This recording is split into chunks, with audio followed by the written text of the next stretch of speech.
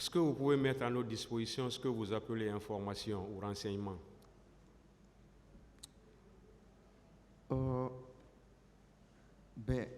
Ce que je sais, c'est que j'ai reçu, comme je le disais tantôt, sur les antennes de la radio Planète FM, feu honorable Jean-Marie Doré, qui m'a dit que, et c'était sur les antennes, malheureusement, les archives n'existent plus puisque la radio a été vendue à mon absence, elle a été saccagée lorsqu'on a voulu m'arrêter le 17 novembre.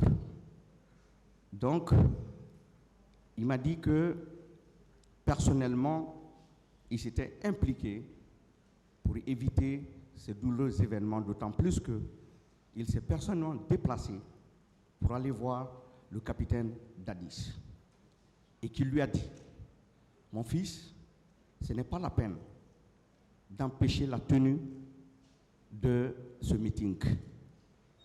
À travers ce meeting, vous pouvez rentrer dans l'histoire si vous ne le reprimez pas. Soyez démocrate, laissez-nous manifester.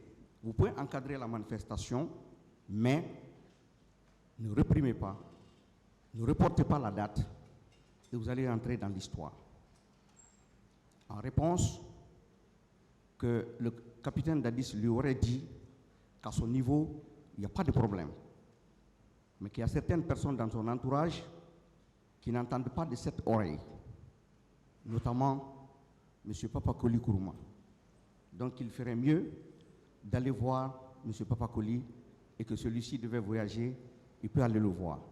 Tout ce que je dis vient de feu honorable Jean-Marie Doré. Et que ce jour, Papakoli devait voyager avec le général Sekouba. Donc, qu'il s'est rendu à l'aéroport. Et quand il arrivait, Papakoli était déjà sur le tarmac, qu'il l'a ailé par son nom, papa, papa, papa, plusieurs fois, et que finalement, il s'est arrêté et il a accepté de lui parler. C'est là-bas il m'a rappelé que le climat n'était pas du tout bon à l'époque entre lui et papa, d'autant plus que papa était son adjoint dans son parti. Mais que c'est lui qui a proposé papa pour être dans un gouvernement d'union nationale. Et que depuis, papa l'a fui.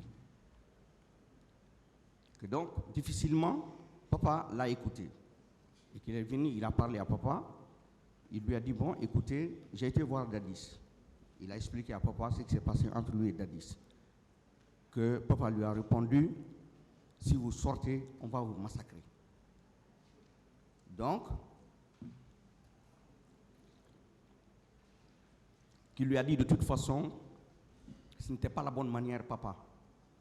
Tu ferais mieux de parler à Dadis, de parler aux autres, pour ne pas que cette manifestation non seulement soit reportée, mais qu'on nous empêche aussi de la tenir. Qu'il est parti et que, de toute façon, le vin était versé, il fallait boire. Que donc, eux, ils ne pouvaient plus reculer, il fallait que la manifestation se tienne. Donc, que pour lui, la réquisition, parce que l'armée ne pouvait pas être déployée sans réquisition, que selon les informations à sa disposition, c'est le général Toto qui a signé la réquisition pour que l'armée soit déployée.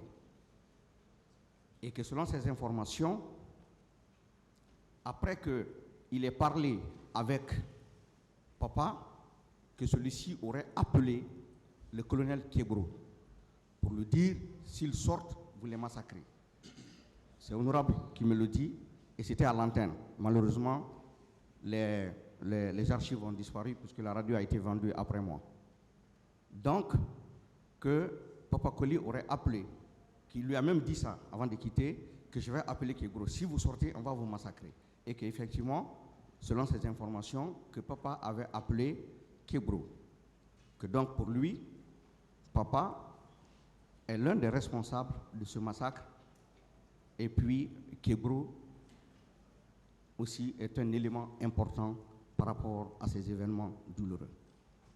Donc, je tiens ces informations de lui. Étant à Paris, j'ai eu d'autres informations selon lesquelles il y a eu des camions militaires. 3 camions militaires qui ont transporté des corps, qui ont transité par le camp Samori, mais 2 camions aussi qui n'étaient pas militaires, mais conduits par des militaires et qui ont transité par le domicile de l'ancien président Feu Général Lansana Conté. Que ces 2 camions étaient stationnés là-bas et que c'est le contenu de ces 2 camions qui ont été déversés dans une fosse commune à Faban, derrière la piste d'atterrissage.